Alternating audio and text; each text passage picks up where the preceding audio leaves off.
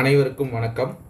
அட்சய திருதியை 2024 வருகின்ற அட்சய திருதியை நாளில் தங்கம் வாங்க முடியாதவர்கள் இந்த 5 பொருட்களை வாங்கி வச்சிங்கன்னா கண்டிப்பாக அதிர்ஷ்டம் உங்களை வீடு தேடி வரும். அந்த 5 பொருட்கள் என்னென்ன அப்படிங்கிறத பார்க்கறதுக்கு முன்னாடி அட்சய திருதியை என்னைக்கு வருது, அட்சய திருதியைனா என்ன அப்படிங்கிறத பற்றி டீட்டெயில்டாக பார்ப்போம்.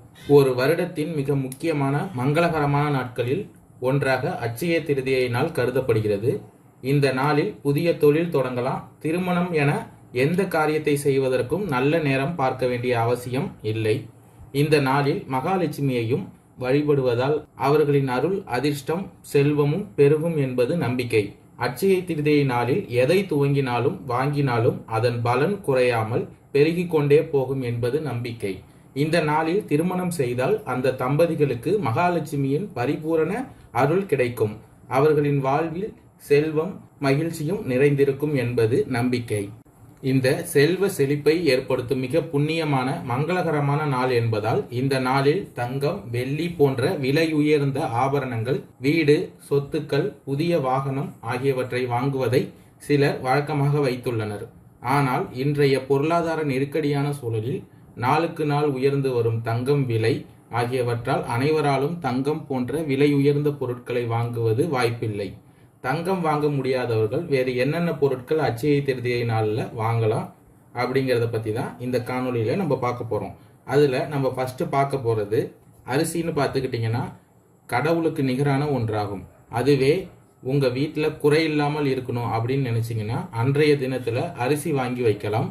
அந்த தினத்தில் புதியதாக வாங்கிய அரிசியிலிருந்து சிறிதளவு எடுத்து யாருக்காவது தானம் அளிப்பது பல மடங்கு புண்ணியமும் தானமும் உங்கள் குடும்பத்திற்கு வந்து சேரும்.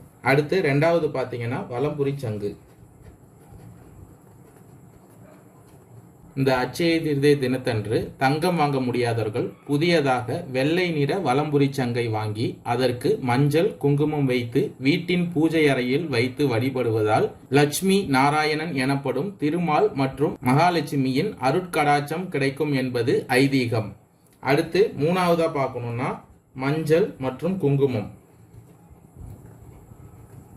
அட்சய திருதியை அன்று மங்களகரமான மஞ்சள் மற்றும் குங்குமத்தை வீட்டிற்கு வாங்கி வந்தால் அது நல்லது. அது நன்றாக பல மடங்கு பெருகும், எப்போதும் வீட்டில் குறையாமல் இருக்கும். அதனால் வீடே லட்சுமி கடாட்சம் இருக்கும் என்பது ஐதீகம். 4வது மண்பானை.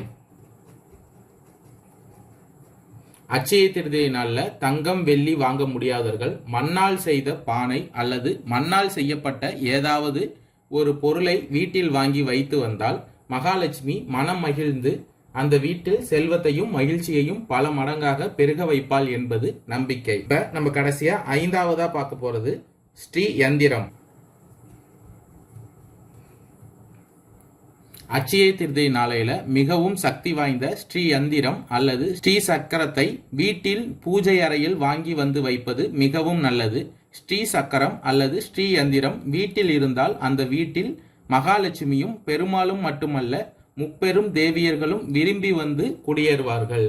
ஸ்ரீ யந்திரத்தை குங்கும அர்ச்சனை மற்றும் அபிஷேகம் செய்து வழிபடுவது குடும்பத்தில் சுபிட்சத்தை ஏற்படுத்தும்.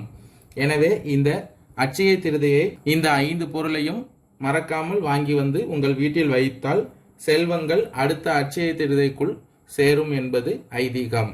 நன்றி, வணக்கம்.